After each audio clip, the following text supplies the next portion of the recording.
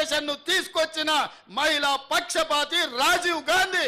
స్థానిక సంస్థలలో రాజీవ్ గాంధీ గారు తీసుకొచ్చిన మహిళా రిజర్వేషనే ఇవాళ ఈ ఆడబిడ్డలందరూ కూడా ఈడ కుర్చీలలో కూర్చొని రాజ్యాధికారంలో భాగస్వాములైనరు. ఆడబిడ్డలకు రాజ్యాధికారం ఇచ్చింది రాజీవ్ గాంధీ కాదా అని ఈ సన్నాసులకు నేను గుర్తు చేయదలుచుకున్నా. వాళ్ళకెందుకు గుర్తుంటుంది? 5 ఏళ్ళు ప్రభుత్వంలో ఒక మహిళకు మంత్రి కూడా ఇవ్వలేదు. ఆ సన్నాసులకు మహిళా ఆత్మగౌరవం ఎట్లా తెలుస్తుందని నేను ఈ సందర్భంగా చెప్పదలుచుకున్నా. అలాంటి రాజీవ్ గాంధీ ఈ దేశంలో సాంకేతిక విప్లవం వచ్చినప్పుడే, ఈ దేశానికి కంప్యూటర్ను పరిచయం చేసినప్పుడే ఈ దేశం బాగుపడుతుందని, ఈ దేశాన్ని 21వ శతాబ్దంలోకి నడిపించాలి అంటే కంప్యూటర్ యుగం రావాలి అని ఇవాళ మనం వాడుతున్న సెల్ ఫోన్లు కానీ కంప్యూటర్లు కానీ ఈ దేశానికి పరిచయం చేసింది రాజీవ్ గాంధీ గారు కాదా అని నేను అడుగుతున్నా. ఈరోజు శామ్ పిట్రోడా బతికే ఉన్నాడు. ఈ సాంకేతిక విప్లవం ప్రపంచంతో పోటీ పడే విధంగా ఇవాళ సిలికాన్ వ్యాలీని మనం నడిపిస్తున్నాము, అమెరికా ఆర్థిక వ్యవస్థను మనం శాసిస్తున్నాము అంటే సాంకేతిక విప్లవం ఈ దేశంలో తెచ్చింది రాజీవ్ గాంధీ. అందుకే ఈరోజు మనం ప్రపంచంతో పోటీ పడగలుగుతున్నాం. ఈరోజు ట్విట్టర్లో పెడుతున్నాడు, అమెరికా పోయి కంప్యూటర్ చదువుకున్నా అంటున్నాడు. ఆ కంప్యూటర్ని పుట్టించింది, ఈ దేశానికి పరిచయం చేసిందే రాజీవ్ గాంధీ సన్నాసి. లేకపోతే ఎక్కడనో గుంటూరులో ఇడ్లీ కూడా అమ్ముకుంటూ తిరిగేటోనివి. ఎందుకంటే ఆడికి చదువుకుంటానికి పోయినావు కదా, నువ్వు ఆడనే ఇడ్లీ కూడా అమ్ముకొని బతికేటోనివి. లేకపోతే రైల్వే స్టేషన్లో చాయ్ సమోసా అమ్ముకుంటా సిద్దిపేటలోనే ఉండేటోనివి.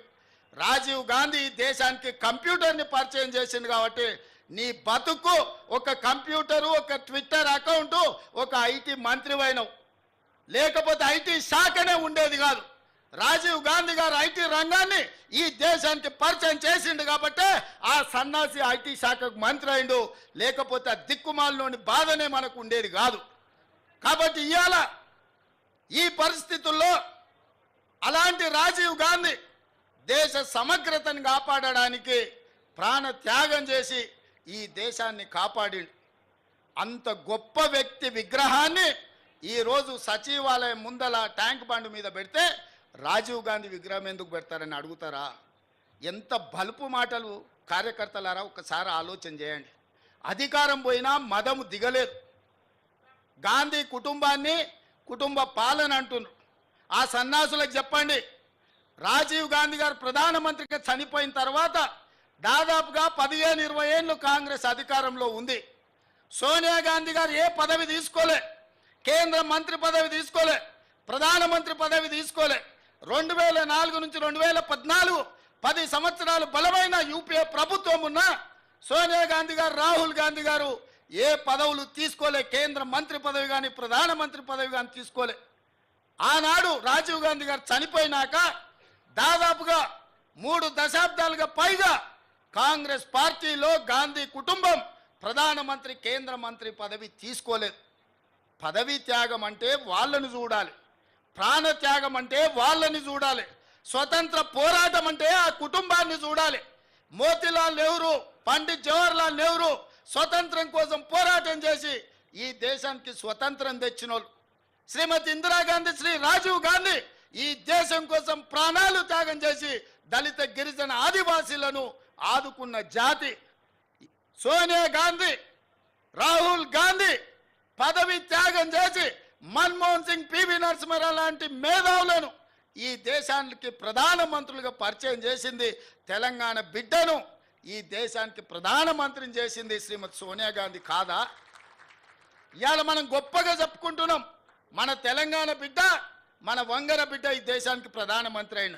ఎట్లయినా శ్రీమతి సోనియా గాంధీ గారు ఆనాడు పివి నరసింహారావు గారిని ఈ దేశానికి ప్రధానమంత్రిగా చేయలేదా?